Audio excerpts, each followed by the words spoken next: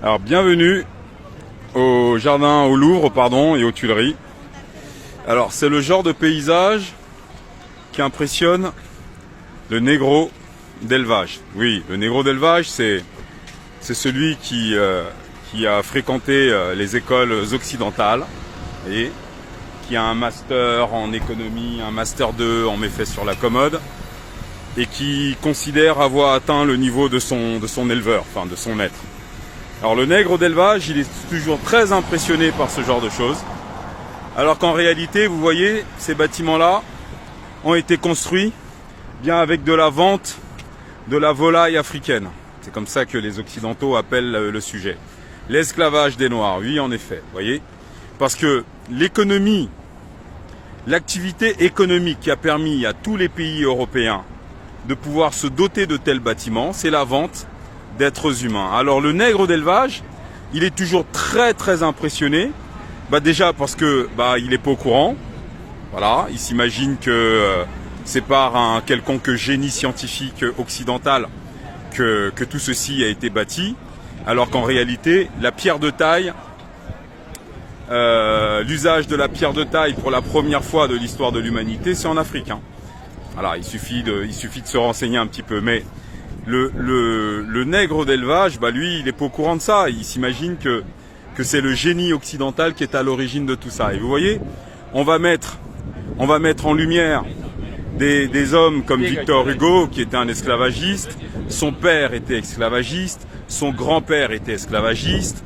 Pareil pour la lignée des Voltaire, des Montesquieu, enfin bref, de toute l'Europe des ténèbres ou de la France des Lumières ou je ne sais trop quoi.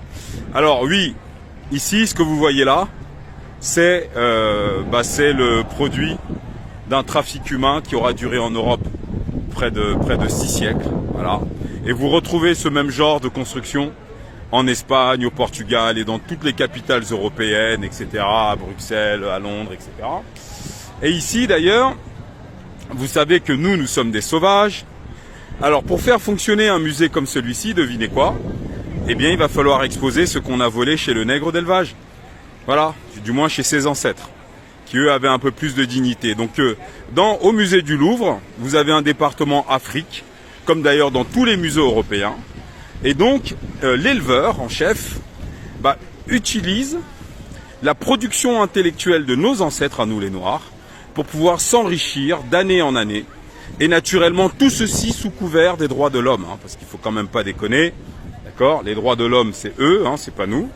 Et ça leur apporte des centaines de millions d'euros chaque année sur le dos des Africains. Et c'est parfaitement normal. Vous savez pourquoi c'est parfaitement normal? C'est parfaitement normal parce qu'ils sont eux les maîtres de l'univers. C'est eux qui disent au monde entier ce à quoi nous devons adhérer, comment nous devons être organisés sociétalement, etc., etc. Mais il y a une chose à laquelle nous ne devons pas toucher, c'est à nos propres richesses, qui naturellement leur revient parce que ce sont les maîtres de l'univers. Voilà. Et donc, il est temps que les nègres d'élevage, d'accord, qui en fait, si vous voulez, quand vous avez élevé une poule dans un hangar et qu'elle n'a jamais vu la lumière du soleil ni un criquet, le jour où vous la mettez dehors, elle panique. Eh bien, c'est exactement l'attitude qu'ont les nègres d'élevage face aux Kamites. Les Kamites, ce sont des Noirs qui, tout simplement, ont fait autre chose que s'instruire sur le banc des écoles coloniaux d'Afrique et d'ailleurs. Ils sont allés vers la connaissance eux-mêmes et ils ont brisé leur chaîne mentale. Voilà. Donc, merci de mettre un commentaire à la fin de cette vidéo, voilà, et de dire ce que vous pensez des nègres d'élevage. À très bientôt.